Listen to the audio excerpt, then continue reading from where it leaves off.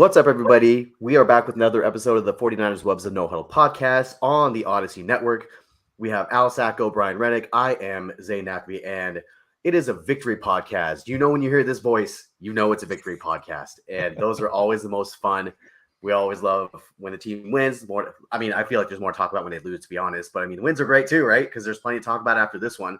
A sloppy, in some ways, ugly, not picture perfect win from the 49ers against the Chargers. And there's kind of a lot to unpack here because it was the first game after the bye week, as we know, and it's basically now it's a sprint till the end of the season. They were 500, so basically now it's a completely new season.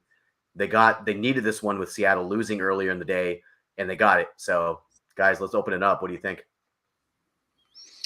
I think that the Niners are going to be able to ride this style of play for the rest of the season. I think they're going to get 10, 11 wins out of this kind of style of play.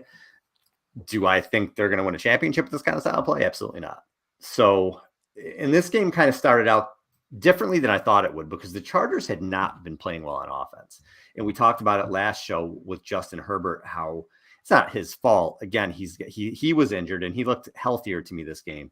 He doesn't have his two starting tackles. He's down to like his fifth string receiver or whatever it is. He doesn't have anything around him. But his yards per attempt coming into this game in the last few were 4.18, 5.75, 5.7. And then in this game, it was just 5.6. But he started out hot. He hits the long pass, and the Chargers were doing some things on that first drive, and the Niners were shooting themselves in the foot. Block punt, Ayuk with the fumble, even though I don't really think it was his fault. You know, that helmet hit the ball. What are you going to do type thing. But didn't start out that way. And then in the second half, the defense stepped up and it looked more like the Chargers that I thought were going to come in. But the offense was a slog again. It was, just conservative. And I just don't mean conservative with the play with not going for fourth downs or things like that. Like even like the play calling, it was conservative. It was bland, I should say. It was boring. I have some thoughts on maybe why Kyle wants to play that way that I'll get into in a little bit. But, they won the game. It wasn't the game I expected coming off a bye against a Chargers team that is decimated. But you get a win. And like I said, I think they're going to be ugly a lot this rest of this regular season. And I think they're still going to win 10, 11 games. So once you get in the dance, it's all that matters. Honestly, we all predicted what amounted to a blowout on our last episode. And I'm just grateful they won because Al said that if he picked them and they lost, that he would never pick them again for the rest of the season. So at the very least, we at least get some positive predictions from Al for the rest of the semester. I've got teaching on the brain, the rest of the season. But honestly, it was an ugly win, but I actually take a little bit of positivity out of that because this is actually the first time this season that this team has won when they had a lot of those mistakes that they've been making all season, right? They've been making those mistakes since week 1 when they lost to the Bears. They've made mistakes where they shot themselves in the foot, lots of penalties, undisciplined play, things of that nature. Up until this point, they've lost the 4 games where they had those type of games, right? The 4 games that they won prior to this one, they blew out Seattle, they blew out the Rams twice, and they blew out the Panthers. They haven't won a close game all season. In fact, they've lost all 4 games that were close. And so for them to pull it out, I felt like was a step in the right direction. What do I think they should have blown this team out? Probably. This was a team that, like you said, they were starting. Now, granted, DeAndre Carter, Sac State legend, stingers up, but that was the most the graphic on Sunday Night Football. The receivers that the Chargers came into this game, the most experienced receiver was DeAndre Carter with 83 receptions in his NFL career. Not great, right? And then Gerald Everett goes out for them midway through. And this offense outside of Austin Eckler and Justin Herbert really didn't have a whole lot. And they came out and they put it on the 49ers defense and went into halftime with a lead. Now, the 49ers defense in the second half played like we thought that they would play the whole game and played like if the 49ers defense can play like that, I don't care that that the Chargers were missing these players. They took an NFL offense and for an entire half held them to under 60 total yards. Like, I don't care who you're playing. That's impressive. And so they won an ugly game. D'Amico came out again and made some excellent adjustments in the second half, which is another thing that I appreciated seeing. And like I said, I think it's a step in the right direction. And now it's on to a game against the Cardinals in Mexico City. They're going to go practice in Denver this week because it'll help them get used to the elevation. But a game I thought that they should win in a blowout, they still won and pulled it out, even though it was ugly. And I think that is a win in and of itself. I mean, the Chargers only had 12 first downs in this game, right? And the majority of that happened in the first half. And the way that one of the things that I tweeted out that I was kind of concerned about, like mildly concerned, not knowing obviously what would happen in the second half of the game. As you mentioned, they were fantastic in the second half. But one of the things I tweeted out about the defense and being concerned about them was that they've started slowly the last several games. And this game was not an exception either. They gave up the easy third down catch to Eckler where nobody covered him. They gave up, so they had 2 third downs on the first drive, and both of those, nobody was covering the receiver. They were both open. They were late to rotate, and it was just a really silly touchdown that they gave up that was just way too easy. So I think that, this is one of those things that can bite them against a team at full strength, or as you guys are saying, like in the playoffs, if they make it that far, which I think they will. But really, the adjustments that they made in the second half, that is what a contending team does. And that was, to me, the most impressive thing, that on both sides of the ball as well. Like, it seemed like the offense got going a little bit more in the second half and they were able to kind of put this thing away. But the other thing that kind of concerned me was the fact that Christian McCaffrey, he had a pretty decent game. He had 4 catches. He had under 40 yards rushing. He had the touchdown, but it seemed like they were a little bit disjointed when he was in. Elijah Mitchell was fantastic, by the way, in his first game back, almost 100 yards rushing. He was kind of the bell cow, and he was able to kind of break off those chunk runs that we've been able to see before he got hurt. But all in all, like, they both got 20 touches, right? They split the touches, but it was interesting to me to see Elijah Mitchell as the red zone back at the beginning of the game to start off, and then having Christian McCaffrey on the sideline. So, Brian, you kind of talked about this earlier today, and we said we talked about it on the show, and I kind of want to start there, that this offense, for all of the playmakers that it has, for all of the stars and superstars that it has, they were stuck in neutral for a good portion of this game to start the game. They were sitting on 3 points until about 2 minutes left in the first half. And to me, you have way too much talent on this offense to be scoring 3 points and a half against a defense as banged up as the Chargers was. Yeah.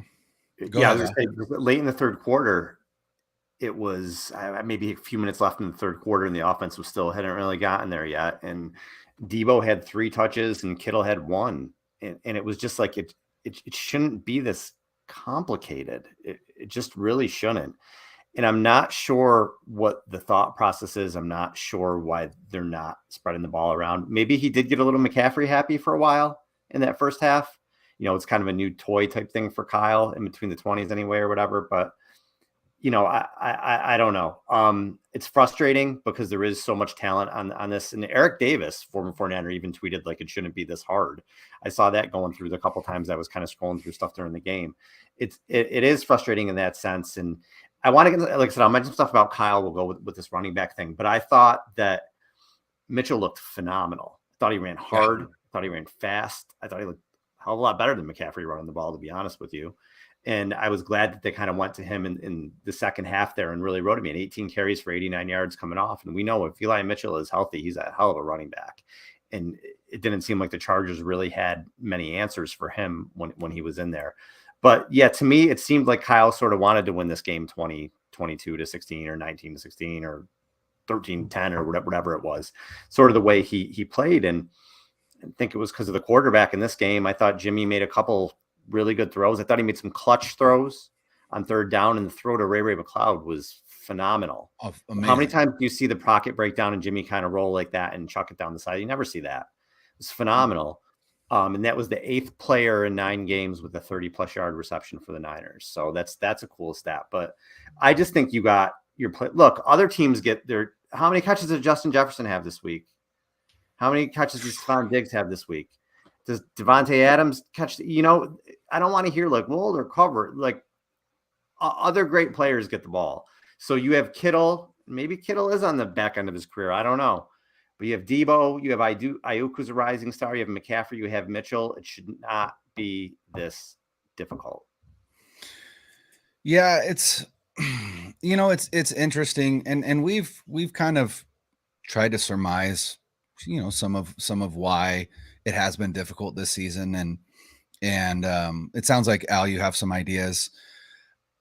For a long time I thought it was Jimmy Garoppolo related. I really genuinely feel like Kyle Shanahan doesn't trust Jimmy Garoppolo, which is fair to say simply because he's already tried to move off him, right? We know that Jimmy Garoppolo is not the quarterback that Kyle Shanahan wants moving forward. And, people keep talking about Jimmy Garoppolo like he's QB1 and like he's the future of this franchise. And then that conversation is all about like plays that are left on the field, all of this.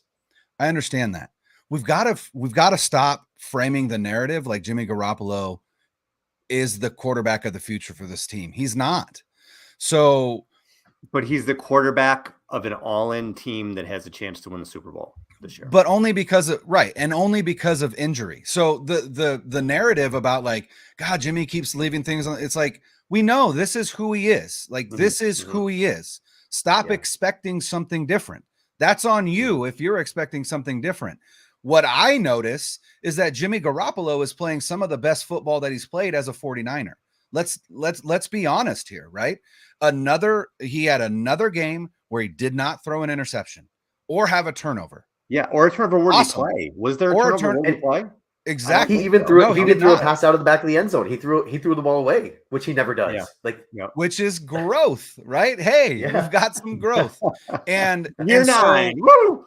Right. And it's like, he threw for almost 250 yards, no touchdowns, but no interceptions, had that quarterback sneak for a touchdown. Clutch on third down. He was 8 of 10 on third down. One of those was a drop. So in reality, he was on target and 9 of 10 throws on third down. Juwan Jennings, a first down machine, right? Caught everything that came to him, which is again, growth on his part. But it like you said, it's like he wanted to win this game this way. And I think I genuinely believe that Kyle Shanahan, in his mind, he says, if Jimmy Garoppolo is my quarterback, the only way that we are going to beat teams with a better quarterback than us, with Justin Herbert is a better quarterback than Jimmy Garoppolo, is to slog it out. Just slog it out. Try and keep them off the field for as long as possible. Run it as many times as we can and keep the ball out of their hands. That's our only choice. That's our only option, because I don't believe that he thinks that he can win a shootout, which maybe he can't. Maybe that is too much on Garoppolo's shoulders. But like, how many times have we got to the point where it needs to be on Jimmy Garoppolo's shoulder and he's not ready to be there and they lose the game? Like, let's open it up, man. You got no other choice. You got no other quarterback. Let him throw the ball. Let him throw the ball. And I think part of the problem last night was that the Chargers came in and they said, look, you're not going to run outside zone on us. They had bare fronts. There were times where they had 7 guys on the line. Now, granted, more often than not, they snap the ball and then boom, some of those guys drop back in coverage. So it was more of a disguised look, but still they were telling the 49ers and Jimmy Garoppolo, you are not going to run outside on us. And maybe that's why Elijah Mitchell had a better game than Christian McCaffrey, because Mitchell's a bigger back that can run between the tackles a little bit better than McCaffrey. And that, I think, is where we're at. But this defense isn't great, and you only put up 22 on them. But you had the opportunity to put up way more, and your conservative nature had you kick 3 field goals, which, if you're playing the Chiefs, huh? You said 4 before the game, right? Like last week. I predicted 4. I predicted 4, yeah. But that's not gonna cut it against the Chiefs, against the Bills, against the Dolphins, who come in December 4th, right?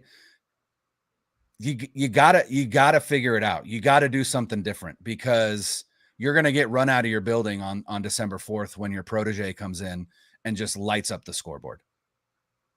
Yeah, I think that there's two things here. The thought about, Jimmy Garoppolo being who he is and what he is now by this point, like I totally agree with that. It's year 6 of him being here. He's not going to change. Like everybody posts these like all 22 clips. Oh, he missed this guy. Like, look, we've been doing this for 5 years, man. Like we know. We know. We know what he is, right? He is a mid-tier quarterback. He is not an elite quarterback. He does not have an elite arm. He misses open guys, and he makes crucial mistakes at crucial times. We know this about him. However, like you said, Brian, at some point, you have to open it up and score points. And the big risk that you take when you want to slog it out and try to win games by a score, 3 points, 7 points, 4 points, whatever it is that you limit the amount of opportunities that your offense gets because you have the ball so much. And when you shorten the game, that means the other team has it less too, right? Granted, it also means that when you have opportunities to put points on the board, you have to put points on the board because you're going to have a limited amount of chances to be able to get down there and get points. And right now they're settling for field goals when they should be scoring touchdowns. Look, the Ayuk drop, we know that should have been a touchdown. That's fine, right? He had an up and down game, mostly up. He's coming around, right? Like these are correctable things. But the play calling near the goal line, basically running it up the gut with Christian McCaffrey or having him off the field completely as to not even draw any attention. Like Brian Baldinger had a couple of great videos they put out on Twitter in terms of what Christian McCaffrey's been doing without the ball. And he laid out everything from Christian McCaffrey being a decoy in the backfield to Christian McCaffrey lead blocking to him going out for swing passes and drawing 2 defenders. Like that is something that you should have on the field. And the question is, Brian, so I think somebody responded to me and you today when we had that talk about like, who they should take off the field. Yeah. You check off the field, Jennings off the field. It doesn't matter at that point. You need 2 yards, and your job is to get those 2 yards. And especially at the end of the game, they could have ended it right away without Herbert even getting the ball back, just by scoring a touchdown. That's it. And they weren't able to put it in. And when you're facing a better team or a playoff team, or you're in the playoffs and you need that score to put a team away to go to the Super Bowl or win the Super Bowl, they just don't have that ability right now. And Al, like you mentioned earlier, that is Kyle scared by those 2 Super Bowl losses by having leads and blowing them? I don't know. Is that really what's going on here? Yeah, and that's what I was going to bring up about Shanahan. I'm just trying to find ways in my head why he's approaching things the way he's approaching them. And if you think back to the Super Bowl, was it 2016 with the Falcons? He was super aggressive at the end of that game to a fault. It cost them the Super Bowl. In 3rd and 1 or whatever it was, 2nd and 1, you just run the ball, man. Take the field goal and win the title. And it came back to bite him. And he said that he was crying. He told a story about how I want to say he walked in a hotel room. I don't know, but he had seen his family and like just broke down. It's crushing. The football is the guy's whole life. I understand it. That's crushing. I'm sure that haunts him. Sure. Haunts him. And then you go to the Niners Super Bowl in 2019. He did take the ball out of his quarterback's hands in the playoffs. And then in the Super Bowl in the 4th quarter, he opened it up for his quarterback and it came back to bite him because Jimmy did not play well in that 4th quarter. And I remember screaming at the television, like, run a sweep with Debo. What are you doing? You know what I mean? Get the ball in Mostert's hands. What the hell are you doing? Get creative. And it came back to bite him. So now it just seems like he's so, and again, I'm just speculating, but maybe that's just so much in his head. And he's seen so many things go wrong in the last 7 years or so. Not only, how many years have been done because of injuries, and I just brought up the 2 Super Bowl things, and maybe he just doesn't want to go through it again. And he just figures, I have this terrific defense. I have enough. I can do enough offensively being super conservative. I can get to 20 points, and my defense is probably going to hold the other team to below 20. And we've seen them do that in the playoffs. But again, when you get against some of these real big teams, it's not going to work. So at some point, you got to take the training wheels off. You have to. If you want to, there's too little margin for error when you're playing that way.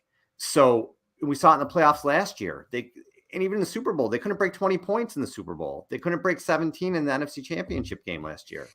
You have to open it up at some point. And maybe he's not going to. Maybe he's shell-shocked. I don't know. But I know when I thought Kyle Shanahan came here, I knew he liked to run the ball, but I thought there was going to be a lot more creativity and a lot more games where the offense blew up. Like we said, the offense never blows up ever. And again, it's great. They're going to make the playoffs, probably still scoring 22 points a game. They will. But if they want to win a championship, which is what we're all here for, they have to open it up. They have to. I would like to pose a question to you guys. And we talked about it earlier in the year. It's still my pinned tweet. I created a meme that I was pretty proud of.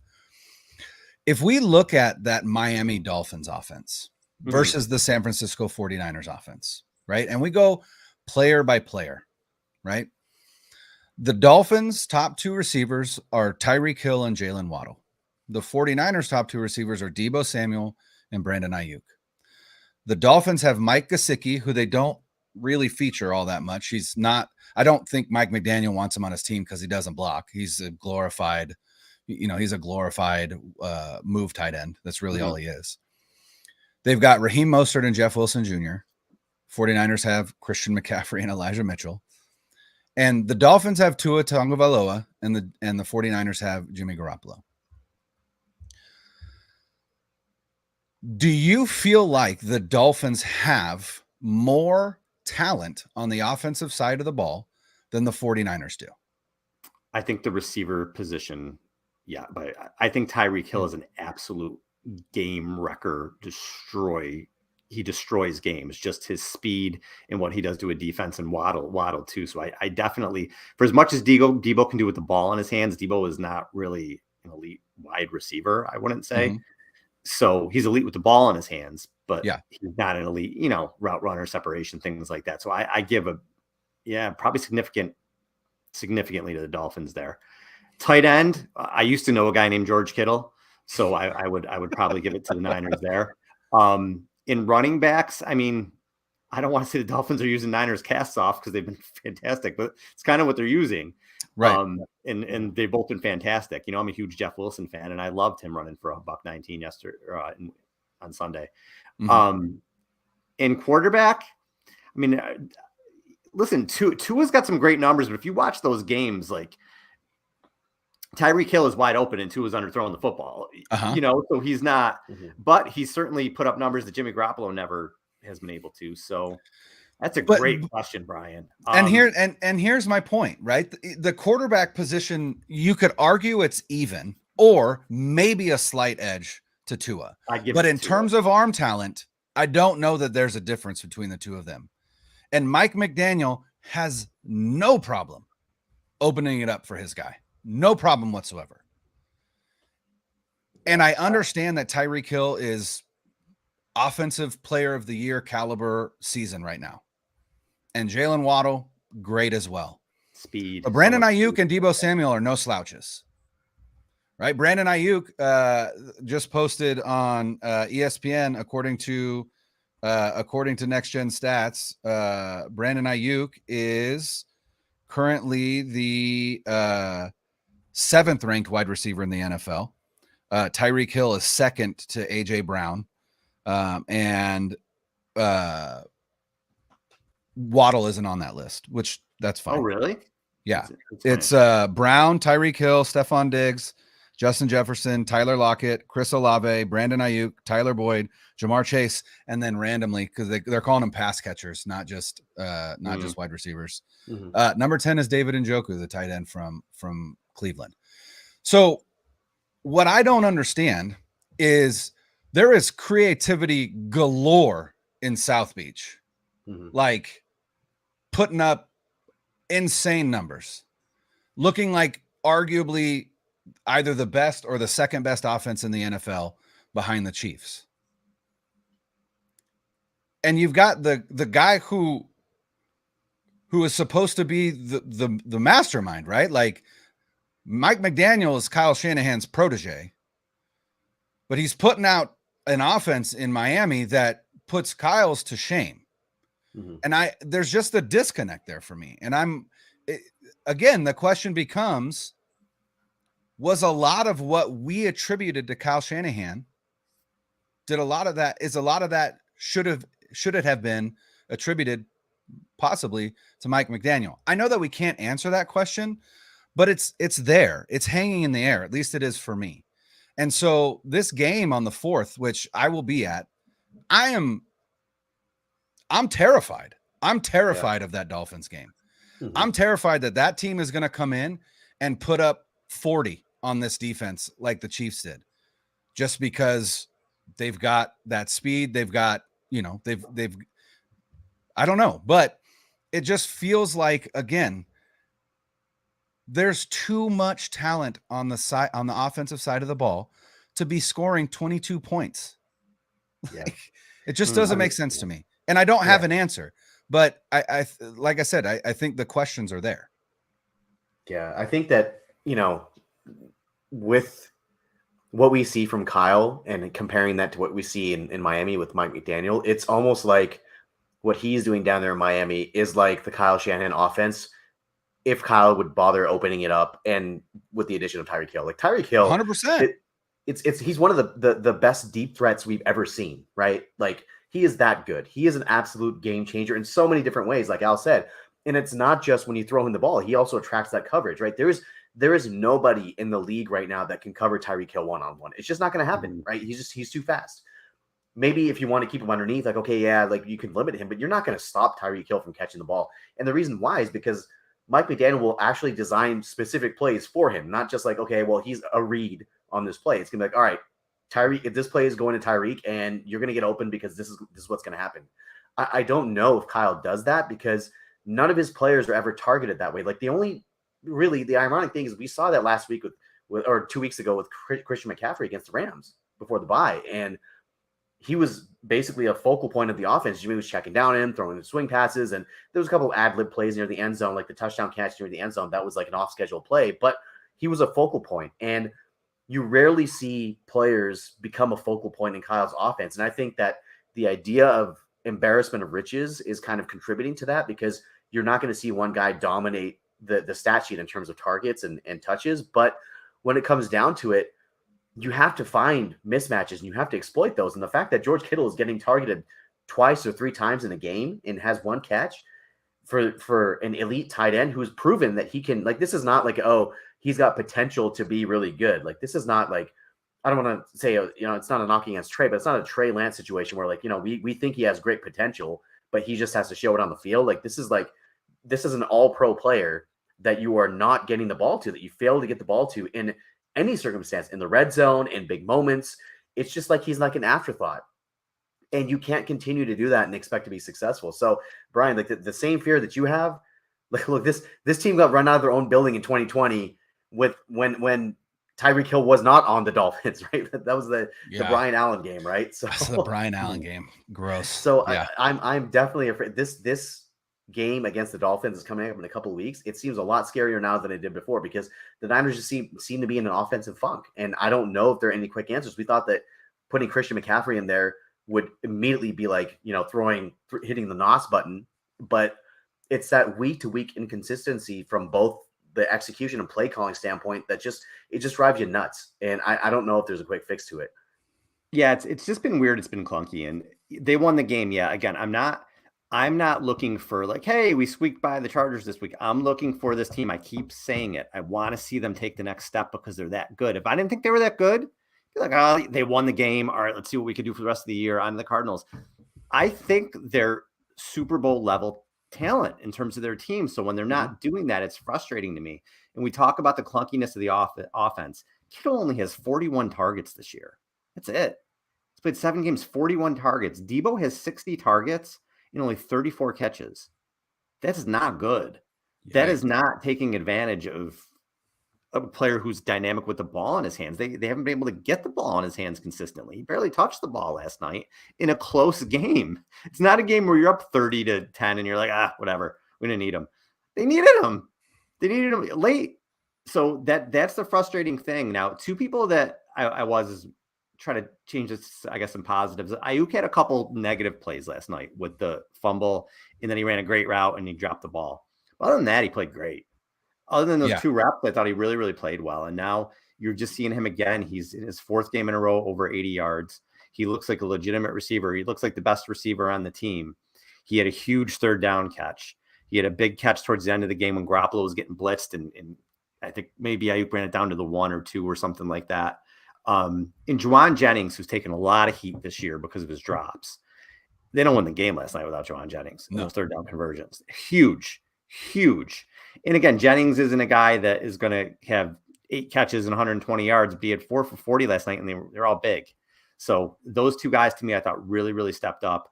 And Eli Mitchell, too. I thought he was just phenomenal coming back off the injury. And again, he was running fast and hard and running downhill, and he looked like somebody didn't want to tackle. So those were definitely some positives.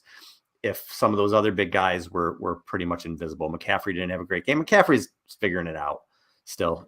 I think maybe the Rams game got us a little too excited because he's going to have to figure it out, and as he gets into the offense, and then Debo and Kittle were invisible for most of the game. And I said it before, and I want to highlight it, Al, because you're talking about players that had a good game. I still want to give flowers to Jimmy Garoppolo. I think he had a great game. Yeah, played well. I don't think there was anything that you could point to and be like, if someone else was in here, this game would have been different. That's the thing is, I watched that game last night and I'm like, if Justin Herbert was on the other side, does that game go any differently based on the way that Kyle Shanahan called it? Probably not.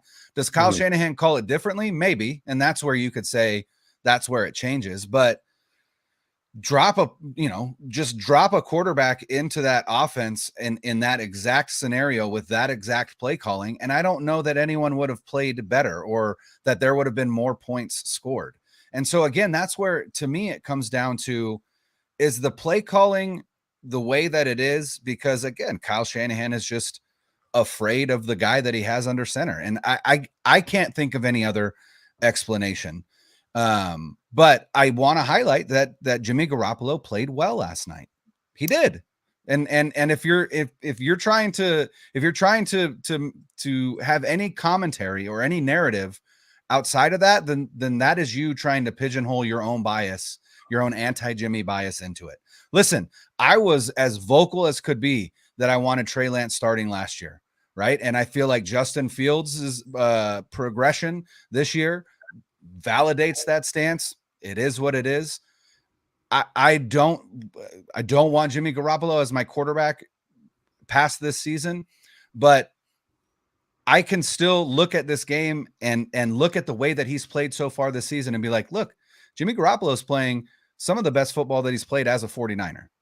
So kudos to Jimmy, kudos to Elijah Mitchell, as you said, Al, and kudos to Brandon Ayuk, who, outside of that drop, I'm not even going to blame him for that fumble. That was a helmet that went directly into the football and popped it out. I mean, that's going to happen. I don't think there's anything he could have done differently to change that. So outside of that drop in the end zone, which Brandon Ayuk himself is pissed off about, he posted about it on Instagram earlier today. Great game. And definitely emerging as, like you said, Al, the best wide receiver. That's no shade to Debo. Debo's one of the better football players on this team. But Brandon Ayuk, as just a pure wide receiver, is 100% the top wide receiver on this team.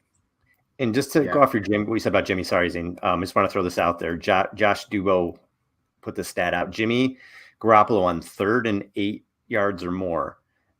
In this last game, he was 6 for 7 for 90 yards, 4 first downs, and a 118.8 rating. For the season, Garoppolo has converted 45.2% of his passes on 3rd and 8 plus, second to only Mahomes.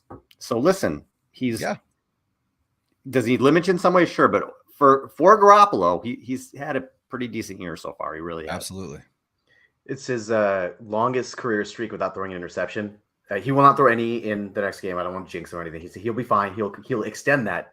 But it's been 3 straight games without an interception for him. And frankly, there weren't really any no throws from him in this game. Like everything was pretty, like on the money, right? Or near receiver, or it was, like he threw one away too, which he never does, out of back in the end zone, which coincidentally Jerry Rice ended up catching. So shout out to the GOAT. But I think that when we look at Brandon Ayuk's play and what he did, first of all, I think it was a helmet to helmet hit. I don't think the helmet hit the ball. I think like the guy literally hit him in the head and Ayuk dropped the ball as a result because he was swung into him. So I have to look at the replay. But the defender that tackled him from the defender that tackled him from behind is the one whose helmet hit the ball, and then another defender came in and hit him in the helmet. But that's and agreed. That should and have also, been, where's that call?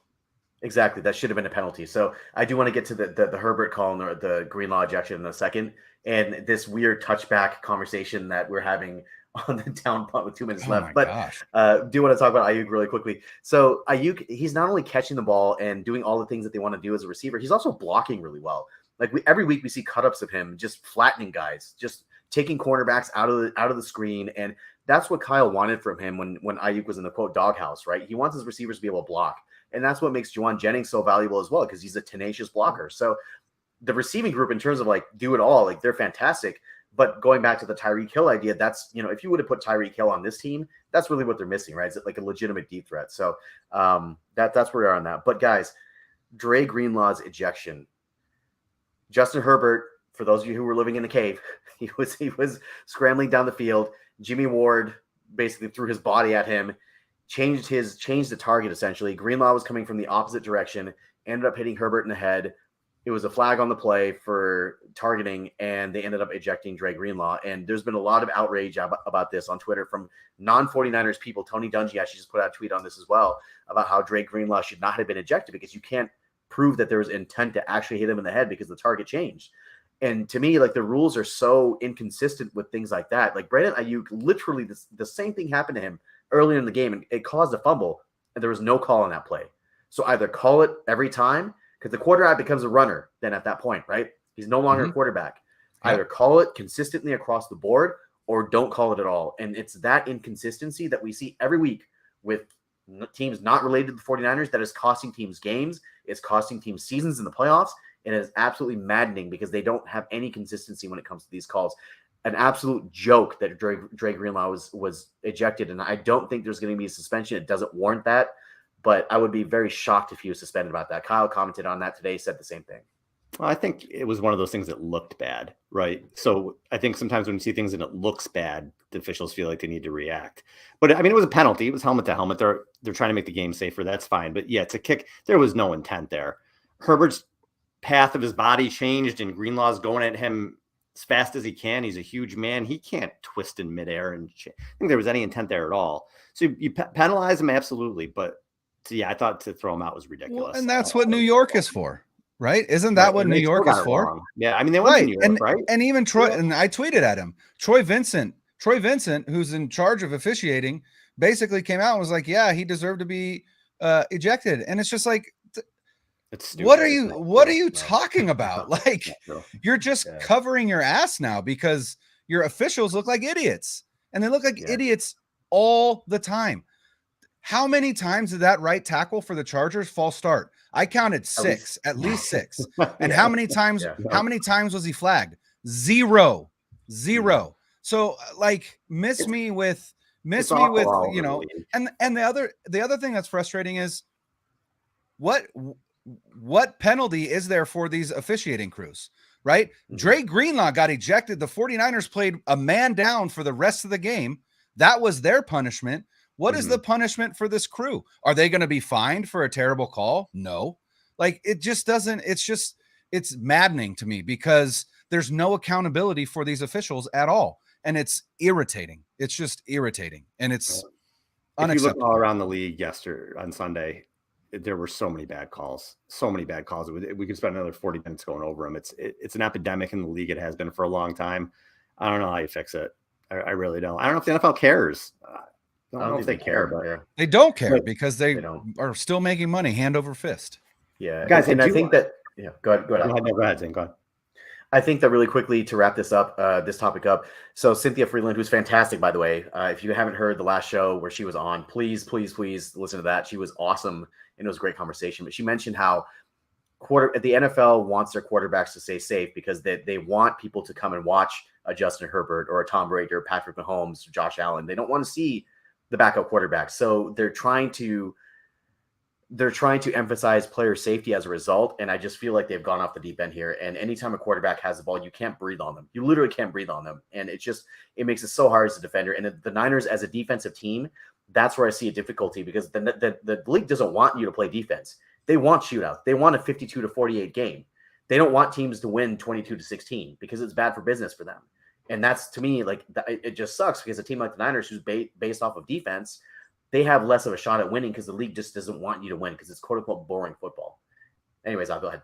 I just wish we had more time to go around the league, because I feel like there's so much to talk about. But one thing I just want to say, because you guys know I am not a Josh McDaniels fan at all. So he loses to the Jeff Saturday Colts, and you know what? Good for Jeff Saturday. Let's see what Jeff's going to bring. Good for him. Yeah. But so Josh McDaniels now has lost 24 of the last 31 games as a head coach. And when you remember, he was the Rams OC in 2011. They went 2-14 that year. Yeah. So without Belichick, he's 15-38 as a head coach or OC. He is a fraud and a joke, and that he should be one and done. This year's crazy. You may have two coaches in that AFC West who we thought were, this is going to be this great division this year. Hackett and McDaniels may both be one and done, and they deserve to be one and done.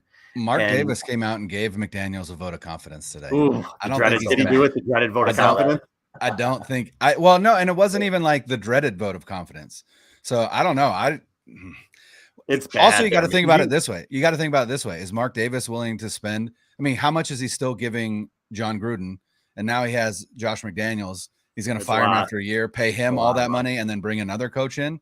Did you guys hear Derek Carr? Did you hear Derek Carr in that press conference crying afterwards? He's talking about, and he's right. NFL players, they put their bodies on the line, and he's talking about, things you have to take to go to sleep. And I thought that was really like, you're peeling the curtain back a little bit, because they do go through a lot. And like, he's talking, maybe there's guys in that locker room that don't care as much. And like, it's just an outright disaster there. And I listen, I don't like the Raiders. I don't like Josh McDaniels, but yeah, he's a disaster.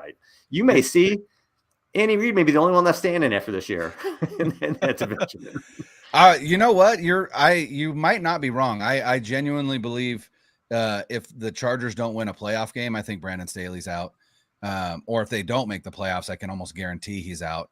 And then I think Hackett, I don't even know if Hackett will make it through the rest of the season. I do have a question for you, though. Where do you guys think Derek Carr plays next year?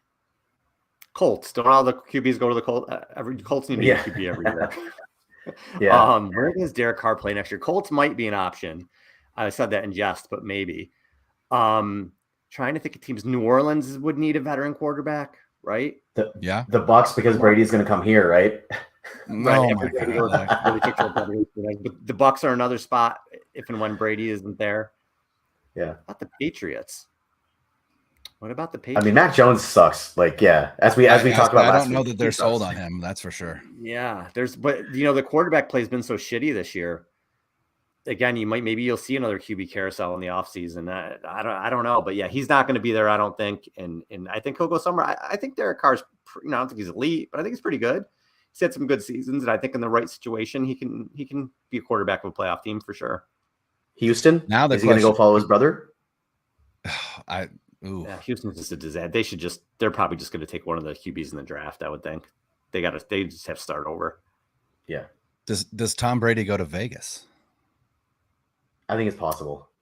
It's possible. I think it's very possible. I know I said this 3 years ago, and obviously I was wrong, but are you really going to bring in a 46-year-old quarterback? I mean, he hasn't looked great this year. He's going to be 46. At some point, he's got to slow down. Yeah. Yeah. No, I agree. I think he'll play next year, though, because he doesn't have someone telling him that he can't. Yeah, I mean, there are all sorts of teams, right? There are all sorts of teams that need quarterbacks. Like Carolina needs a quarterback. Washington needs a quarterback. You can argue that Washington has Carson Wentz, Zane, and they owe him $26 million next year. I totally forgot mediocre Carson Wentz, who's been unseated by Taylor Heineke right now. So yeah, he's out there too. The Packers may need a quarterback next year. Yeah, that's true. If Rodgers, it's going to be crazy. It's going to be crazy. Offseason's going to be crazy. It might be crazier than this past offseason, which is Jimmy Garoppolo is probably going to be starting quarterback somewhere next year. Right. He will, absolutely. He will be somewhere else, and the Niners will need a new backup. But really quickly before we wrap up, you guys, there's one more thing I wanted to talk about, and this is something that was a silly conversation that was brought on from the broadcast, and they were debating it, and they brought in Terry McAuley, and he was like, "Oh yeah, this should have been called this way." So Samuel Womack downs the punt at the 1 yard line with 2 minutes left, right? When the Niners are trying to run out the clock, they punt, downs the punt at the 1 yard line, plays blown dead. He goes into the end zone with the ball to celebrate because, basically they sealed the game right there pretty much. And there was a discussion about that being a touchback. And Terry McCauley, who was a rules expert for Sunday Night Football, was very, very adamant that this was a touchback because there's a rule that's specific to that he didn't down the ball. He didn't leave it. He basically took it with him in the end zone. It should have been a touchback. And it's just the silliest thing, but I do want to hear your thought on it. The play was blown dead. And to me, that's football. The play is blown dead. It's dead. It's done, right? And the ball's down the 1 yard line. I don't know what all of this conversation was about. What I never understood was Terry McCauley in the vehement defense of what he said on Sunday Night Football, just continually refused in his tweet storm to even address the fact that the whistle blew and therefore the play ended. So that's where I'm like, I don't like, what are we trying to do here, Terry? Like the whistle blew, the play was over. He keeps saying like, but even what he said was the minute that Womack touched the ball was dead. Right. And what he's saying is, despite the ball being dead, if he then takes it into the end zone, that is a touchback. And he highlighted the rule and everything. And the rule is there and he's not wrong. But why are we arguing about this when the back judge blew the whistle and waved his arms and the play ended? Mm-hmm. So like I replied to him because I was genuinely wondering. He didn't reply back. I'm like, so when is the play over? If you're telling us that regardless, if he carried it into the end zone, it's a touchback, then when is the play officially over? Because the answer is the play is over when the whistle is blown. And that's what happened. So why are we even doing this? I don't understand. Terry, take your L and go home. Come on. And I think Chris Collinsworth tends to get all in his feelings when he does 49ers games because he lost 2 Super Bowls to the 49ers. And I think it was one of those things too. I don't know. Sometimes I think Collinsworth just looks for things to say like, why isn't that happening to the 49ers? And he just gets all upset. So that's what I think was one of those things too. He just gets in his feelings with the Niners. If you listen to him enough, he'll throw some comments in there, here and there. Well, they took 2 titles away from me. I think he says that in every single game he does with the Niners. He mentioned that several times tonight, last night. I remember hearing that last night several times. He always does that. Oh, Jerry Rice, we triple covered him and he still caught the ball. I don't know how that happened. I just picture him like Jerry Rice is the GOAT. Think of vodka in his hand and punching like the desk when he says it. Just punching air. So yeah, so whatever. I thought it was stupid. The whistle blew. I was like, why are we talking about this? And I was all pissed off from the game anyway, so I don't want to hear it. I just drown people. I just drown them out sometimes. I love Al Michaels. Give me some Al Michaels, but a lot of these other announcers, I don't know. I just feel bad. Trico's pretty good too. Trico is good. Trico does a good job. Yeah, I feel bad for Al Buck and Aikman. People don't like Joe Buck, but like I feel like when it feels like a big game when Joe Buck's doing it. Yeah, Giants fans don't like Joe Buck because Joe Buck, anytime that it was St. Louis and San Francisco, let his homerism show through pretty hard. So I know Bay Area fans don't like Joe Buck a lot because of the way that he called Giants Cardinals games for a long time. So that might be part of it. I mean, his dad was the voice of the, you know what I mean? No doubt. I'm just saying he let it show through. Yeah, so, I guess never really. Yeah, definitely the homerism. All right, guys, we got to get out of here. But we do. Yeah, great. Yeah, Thursday. Our next show will be on Thursday. We got Matt Hamilton, formerly of Good Morning Football, and now with FanDuel TV. He's on Up in Adams with Kay Adams a lot. He'll be talking to us on Thursday, so we're very excited for that. Matt's a good dude. I'm pumped to talk to him. Yes, and yeah, absolutely. And we're done. Yeah, we're done. Thursday, 4 p.m. Be there. Make sure to subscribe to the No Huddle podcast on whatever, wherever you get your podcast. Subscribe to this YouTube channel. Hit that little bell. You'll get alerts when we go live. We'll be live on Thursday at 4 p.m. with Matt Hamilton. Thank you guys for listening. Thank you guys for watching. For Al Sacco, Zain Nakvi, I'm Brian Rennick. See you guys later. Peace.